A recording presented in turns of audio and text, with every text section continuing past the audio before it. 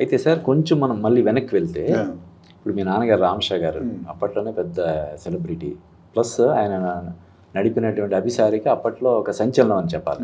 అంటే ఒక లైంగిక విజ్ఞాన పత్రిక ఒక 40-50 ఇయర్స్ బ్యాక్ నడపడం అనేది ఒక పెద్ద విప్లవాత్మకమైనటువంటి దాని గురించి చెప్పండి.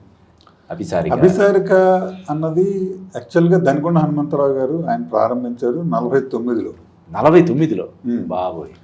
ఆయన నడిపారు చాలా కాలం. తర్వాత ఏంటంటే ఆయన తెనాలిలో ఉండేది, చెన్నై షిఫ్ట్ అయిపోతూ ఆయనకి 4-5 పత్రికలు ఉన్నాయి. జ్యోతి ఒక పత్రిక, రేరాణి, అభిసారిక, ఇంకా ఇంకో 2-3 పత్రికలు ఏవో ఉండేవి. ఆయన అవంతా క్లోజ్ చేసేసి ఆయన ఇండస్ట్రీ మారిపోతూ చెన్నై వెళ్ళిపోదాం డిసైడ్ అయ్యి క్లోజ్ చేద్దాం అనుకున్న టైంలో ఈ పత్రికలు ఆయనకి సాహితీ మిత్రులు ఎవరైతే ఆయనతోటి ఉన్నారో వాళ్ళకి ఎవరికి కావాలంటే వాళ్ళకి ఇచ్చారు. ఓకే. అలా ఆలపాటి రవీంద్రనాథ్ గారు జ్యోతి తెచ్చుకుంటే నాన్నగారేమో అభిసారిక తీసుకున్నారు. ఓకే. సో 60 నుంచి నాన్నగారి హయాంలో, నాన్నగారు పోయిన తర్వాత మా అన్నయ్య హయాంలో ఒక 3-4 ఇయర్స్ బ్యాక్ వరకు రన్ అయింది. బా, అప్పట్లో పెద్ద సంచలనం కదండి. సెక్సాలజీ అంటే టాబు సార్, బూతు మాట్లాడుతున్నాడు అని.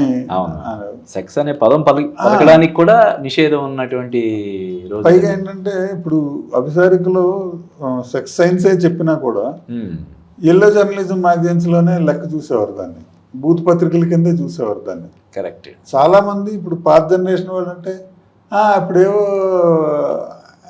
అని ఒక నవ్వి వకిలిన ఒకటి నవ్వి మాట్లాడతారు, కానీ అందరూ చదివిన వాళ్ళే, చదవకుండా లేదు. కానీ వాళ్ళు కూడా పాజిటివ్గా మాట్లాడిన జనాభా ఉన్నారు వాళ్ళలో కూడా. అయితే ఏంటంటే ఇది ఎల్లో జర్నలిజం కాదు, బూత్ పత్రిక కాదు, మేము సైన్సే చెప్తున్నాం అన్నది నాన్నగారు చాలా కాలం ఫైట్ చేసి గట్టిగా నిలబెట్టారు దాన్ని. హిగన్ బాదమ్స్ వాళ్ళు కూడా మా మ్యాగజైన్ సేల్ చేసే స్థాయికి వెళ్ళింది. హిగన్ బాదమ్స్ వాళ్ళు రైల్వే స్టేషన్ ఒక స్టాండర్డ్ లేకపోతే మ్యాగజైన్ ఏ పత్రికని అమ్మరు, వాళ్ళు రానివ్వరు. సో హిగన్ బాదమ్స్ వాళ్ళు కూడా మా పత్రికను తీసుకుని అమ్మడానికి తీసుకోవడం జరిగింది. ఓకే. సో అంతదాకా వెళ్ళారు, గట్టిగా ఫైట్ చేశారు. సో మాకేంటంటే చిన్నప్పటి నుంచి ఆ ప్రింటింగ్ ఇండస్ట్రీ, ప్రెస్ అది ఉండడంతో నాకు స్కూల్ అవ్వగానే ఇంట్లో కూర్చుని ప్రెస్లో కూర్చొని కాగితాలు మడత పెట్టడం, ఫోల్డింగ్, ఇంపోజిషన్, పిన్ వేసి బైండింగ్ చేయడం, ఇవన్నీ మొత్తం ఇన్ అండ్ అవుట్ ప్రింటింగ్ అంతా చిన్నప్పటి నుంచి అలాగే. సో లెటర్ ప్రెస్, అప్పుడు లెటర్స్ తోటి కంపోజింగ్ కానీ, ట్రిడిల్ మీ ప్రింటింగ్ కానీ,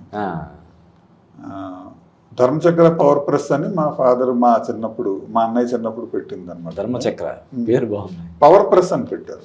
ధర్మచక్ర పవర్ ప్రెస్ అని ఎందుకు పెట్టారంటేనండి, అప్పట్లో ట్రెడిల్స్ ఏవైనా సరే మాన్యువల్ గా కాలుతో తొక్కితేనే తిరుగుతాయి. అవును, పవర్ ప్రింటింగ్ ప్రెస్ అని ఉండేది. అప్పుడు మా నాన్నగారు మొట్టమొదటిసారి ఈ తెలుగు రాష్ట్రంలో ఆంధ్రప్రదేశ్లో మొట్టమొదటిసారి దానికి ఒక మోటార్ అమర్చి దాన్ని తొక్కే పని లేకుండా మోటార్తో తిరిగేలా పెట్టారు. అది మీరే క్రియేట్ చేశారా? అప్పటికి లేదండి, మ్యానుఫ్యాక్చరింగ్ లేదు ఇక్కడ, విజయవాడ కానీ హైదరాబాద్ కానీ ఎక్కడా లేదు. ఆయన తీసుకొచ్చారు అక్కడి నుంచి. అందుకని చాలా ధైర్యంగా గర్వంగా పవర్ ప్రెస్ అని పెట్టారు. సార్ ఇప్పుడు 3-4 సంవత్సరాల క్రితం వరకు నడిచిందని చెప్పి అన్నారు, దాన్ని ఎందుకు మీరు కొనసాగించడం లేదు? అన్నయ్య గారు చేతి ఇప్పటికి కూడా లైంగిక విజ్ఞానానికి సంబంధించిన అది అంటే పుస్తకం అవసరం, ఫిజికల్ కాపీ చదివే వాళ్ళు తగ్గిపోయారండి. లేరు, తగ్గిపోవడం కాదండి, లేరు.